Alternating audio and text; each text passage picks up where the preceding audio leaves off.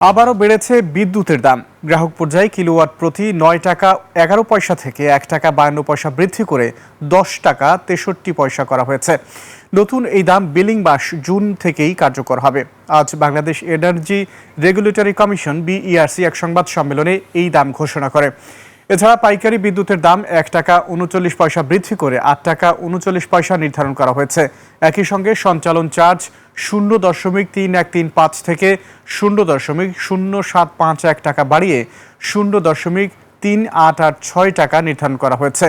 এর আগে বিদ্যুতের দাম বৃদ্ধির প্রস্তাব নিয়ে গত ২০ ও ২১ এপ্রিল ২ দিনব্যাপী গণশুনানি আয়োজন করে বিইআরসি।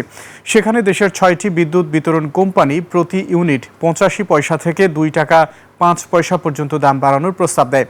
প্রস্তাব অনুযায়ী পিডিবি প্রতি ইউনিট ৮৫ পয়সা, আরইবি ১ টাকা ৭৭ পয়সা, ডিপিডিসি ১ টাকা ৫৪ পয়সা, ডেসকো ১ টাকা ৯৮ পয়সা, ওজোপারিকো ১ টাকা ৩৯ পয়সা এবং নেসকো ২ টাকা ৫ পয়সা পর্যন্ত মূল্য বৃদ্ধির আবেদন করে।